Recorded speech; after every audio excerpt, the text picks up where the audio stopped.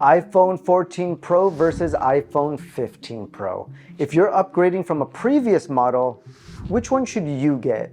My name is Shai. Welcome to the channel. Let's dive right in. So starting with the iPhone 14 Pro, we have the classic stainless steel build weighing in at 240 grams. Notice those sharp edges. But here comes the iPhone 15 Pro, crafted from titanium. It's 10% lighter at just 221 grams. And those curved edges not only make for a sleeker design, it just feels lighter, soft around the edges, and overall, it's just comfortable in your hand. Now, if you hold side by side, you feel the weight difference on the phones when there's no case on. But more than likely, you're gonna put on a case. So stay till the end, and I'll have another video for you showing some cool cases for every occasion. Now, the iPhone 14 Pro comes with a mute button. On the other hand, the iPhone 15 Pro replaces that with the new action button. It's like the Apple Watch Ultra. As you know, I do a lot of photography, so I'm saving that action button for the camera. I've heard others complain about the placement of the button. Like anything else in tech, I feel like you just have to adapt. Personally, I shoot a lot of photos in landscape mode, so for me, it's actually placed in the perfect location to trigger the camera. And I use it as a shutter button, and I take that shot and always get a good shot every time. At least I've been testing it out, and so far so good. Now when it comes to charging and data transfer, the iPhone 14 Pro rocks the old school Lightning port. But finally, and I literally mean finally, the 15 Pro comes with USB-C, and it also comes with a nice braided cable, which allows you to charge at a decent speed. But if you want to charge at faster speeds, you do need to buy a faster cable. Now let's talk cameras. While both phones boast the portrait mode, which we all love, the iPhone 15 Pro elevates photography with the option to add that blurry bokeh effect after the shot. So basically you take the shot in regular photo mode, just make sure the F shows up on the bottom, then go to your photo gallery, hit portrait at the top, adjust the f-stop, and now you can select which subject you want in focus. I'm pretty excited about this feature. I think you'll be able to get the shot you want to get so much faster. Now by default, the 15 Pro's photos snap at 24 megapixels instead of 14 Pro's 12 megapixels. This means even better quality. And for those who need it, there's an option to save files as 48 megapixels in JPEG versus 48 megapixels in RAW, which we're used to with the 14 Pro. As we all know, this helps you with capturing more data for editing, but the file size at RAW is so ridiculous. On the main camera of the 15 Pro, you now have the focal length lens choice of 24 millimeters, 28 millimeters, and 35 millimeters without sacrificing quality. I'm super stoked because 35 millimeters on my Sony a7 IV is my favorite lens. However, there is one minor setback. It doesn't support video in these new focal lengths. That'll probably be on the iPhone 16 Pro. By the way, have you felt that your content could use a bit of an upgrade? You can definitely level up with the right plugins from MotionVFX. It's the game changer you've been looking for. From jaw-dropping 3D social media icons that give your videos that extra pop, to captivating call to action options that help drive that engagement. Or maybe you need some sweet text options that ensure your message is not just heard, but it's also seen and remembered.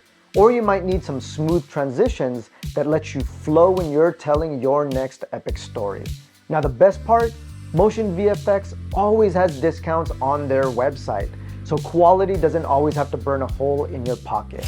So whether you're a seasoned YouTuber or just starting out, these plugins are an amazing way to elevate your content. And by the way, I dropped some direct links in the description box below, so I hope you dive in, check them out, and I can't wait to see your videos shine with MotionVFX. Now back to our regular scheduled program, and why don't we use one of those cool transitions? I know the night owls out there are excited because the iPhone 15 Pro's night mode is advertised to be 2 times better than the 14 Pro. So what that means is more clarity, less light leaks according to Apple, so clearer, brighter, but still only capturing 12 megapixels in night mode. And for video enthusiasts, The future is here with spatial video. Coming soon, we'll be able to shoot for Apple's Vision Pro. Something to be excited about if you're going to purchase that early next year. Now, what are the video capabilities? iPhone 14 Pro captures video at 4K 30 frames per second, but the 15 Pro can capture 4K at 60 frames per second. So we can finally get that creamy slow-mo footage at 4K. And for the pros out there, you get log footage, 10-bit ProRes. You'll be able to capture video with flat profiles and have better editing and coloring capabilities when you edit.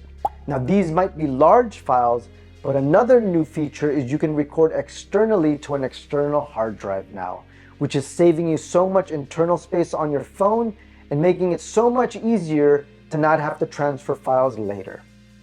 If you're a gamer, the A16 chip on the iPhone was impressive, but the iPhone 15 Pro's A17 chip is 10% faster, comes with ray tracing, and they say it's a whole new gaming experience. And Apple boasts that you can play in the near future PlayStation games just like Assassin's Creed. So something to get excited about if you are a gamer. So little bonus, if you got the iPhone 15 Pro Max, it comes with a 12 megapixel telephoto lens, a 2.8 f-stop, 5 times optical zoom, 25 times digital zoom, and the new Tetra Prism.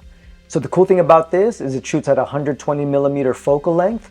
So rather than having to carry these big bulky lenses, if you're at your kid's ball game, you can now use your iPhone to get those close-up shots. So you can be at all sorts of different sporting events, or you might just need to capture a shot from far away. It's now possible with an iPhone Pro Max. So there you have it, iPhone 14 Pro versus iPhone 15 Pro.